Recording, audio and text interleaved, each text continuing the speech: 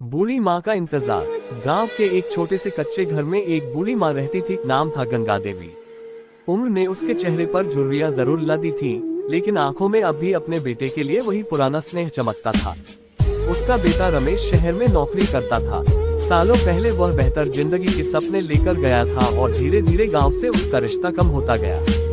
गंगा देवी हर सुबह सूरज निकलने से पहले उठ जाती, आंगन बुहारती, तुलसी को पानी देती और फिर दरवाजे के पास बैठकर दूर सड़क की ओर देखने लगती, जैसे आज ही उसका बेटा लौट आएगा। गांव वाले अक्सर कहते, अम्मा अब रमेश कहाँ आएगा, शहर में बस गया है। पर गंगा देवी मुस्कुरा देती, मेरा बेटा है, एक दिन जरूर आएगा।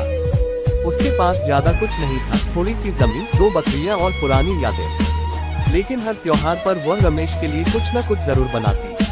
दीपावली पर लड्डू, होली पर गुजिया और फिर उन्हें एक डिब्बे में संभाल कर रख देती, ये सोचकर कि जब आएगा तो खिलाऊंगी। समय बीतता गया। एक दिन गांव में खबर आई कि रमेश बहुत बड़ा आदमी बन गया है, अच्छी नौकरी, बड़ा घर, गाड़ी, सब कुछ है उसके पास। लोगों ने यह बात गंगा देवी को भी बताई। वह खुश हुई, लेकिन आंखों में एक हल्की सी नमी भी आ गई।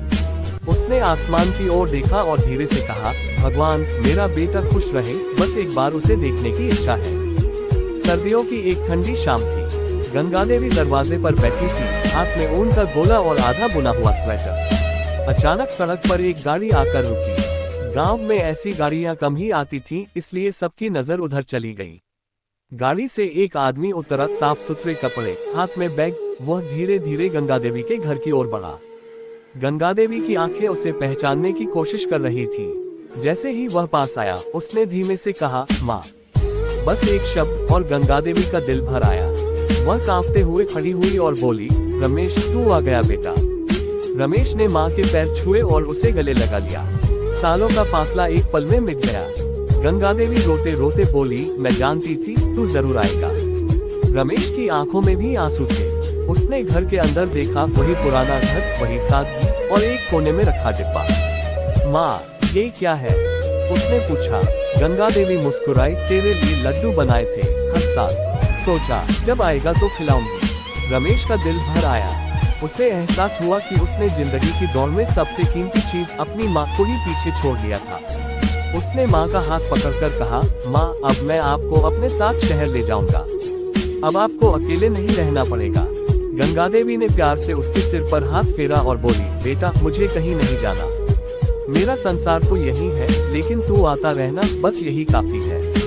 उस दिन के बाद रमेश ने अपनी जिंदगी बदल दी। वो हर महीने गांव आने लगा, माँ के साथ समय बिताने लगा।